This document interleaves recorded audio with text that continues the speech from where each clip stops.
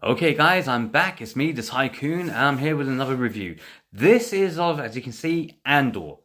It's on Disney Plus, and I'm reviewing the first 3 episodes. The fourth episode is being released today, and I'll catch that later tonight and take it from there. But this series so far is actually pretty good. It's different. Some people, they'll find it a little bit slow in the pacing, a little bit boring. The first 2 episodes doesn't have much action, but that's because it's a completely different tone. If you watch Rogue One, and this series is actually set 5 years before the events of Rogue One. Rogue One was completely different because it didn't deal with the Force. It dealt with the actual army, it dealt with the stormtroopers, it dealt with the Empire, it dealt from a political perspective, it dealt from an espionage perspective as well.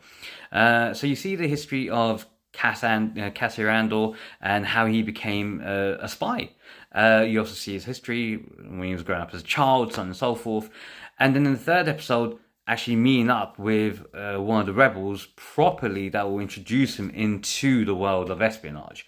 It's a really good series, and it's done really well. Again, pacing issues they're not going to be a problem because what they're doing is setting up the world. They're showing you that this isn't the world of mysticism or religion of the Jedi and the Sith. This is basically all those guys who are away from all of that are not Force sensitive. And that's a refreshing take on it.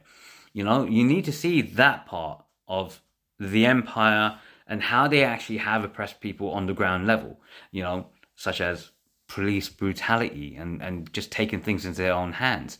So those are the kind of things that are coming through at the moment.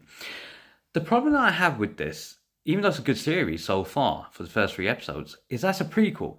You know what's going to happen. If you've seen Rogue One, you know what's going to happen. If you know Star Wars, you know what's going to happen. So the issue with prequels is you do get attached to the characters and they do try and find something new, and you still know what the outcome is going to be. There's no way of changing it.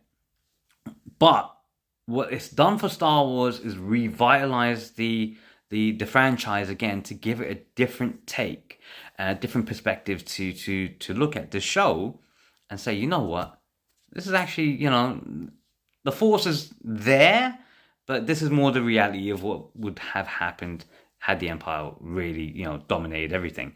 And it's quite good. So guys, definitely catch it. As always, if you're watching this on TikTok, like, comment, let me know your thoughts. If you're watching this on YouTube, like, comment, subscribe, and make sure you're not a robot. And if you guys don't know how to do that, then you all need to go back to school. So says the Tycoon.